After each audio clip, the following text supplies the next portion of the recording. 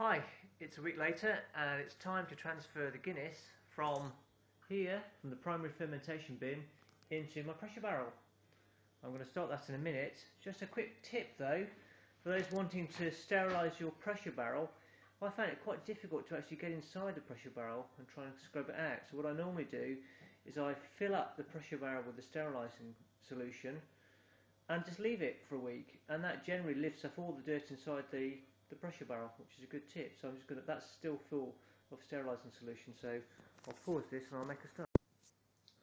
Okay, I've cleaned out the pressure barrel.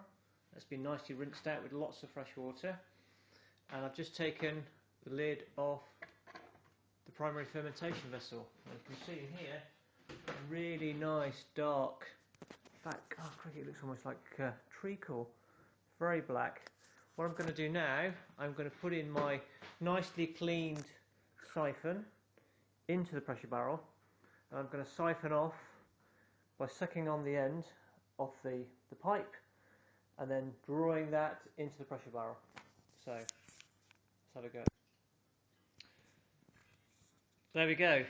Now we're siphoning off the really black looking Guinness into the pressure barrel, and that should take a little while, 10 or 15 minutes, maybe a bit longer, to siphon and fill up the barrel.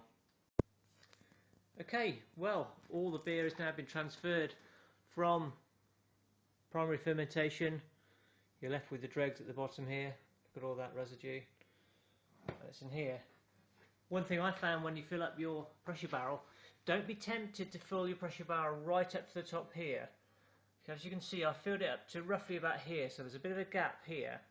I think what's happened in the past, I've overfilled and I've ended up with a relatively flat beer.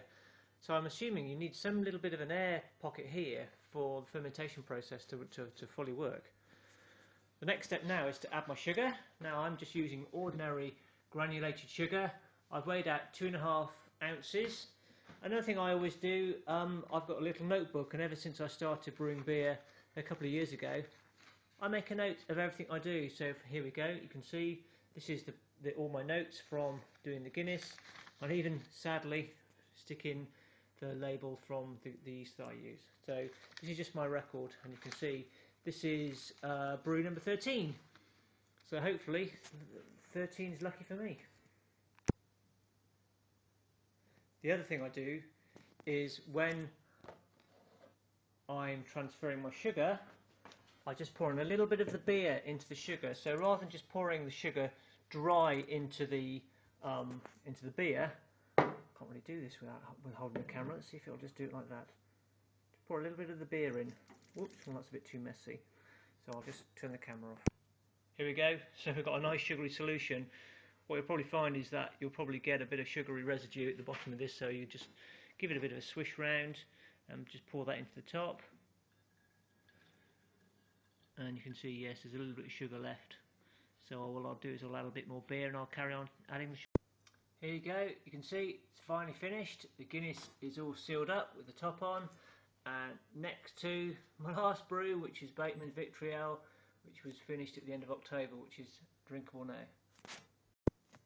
Okay, well, cheers everyone, see you next time.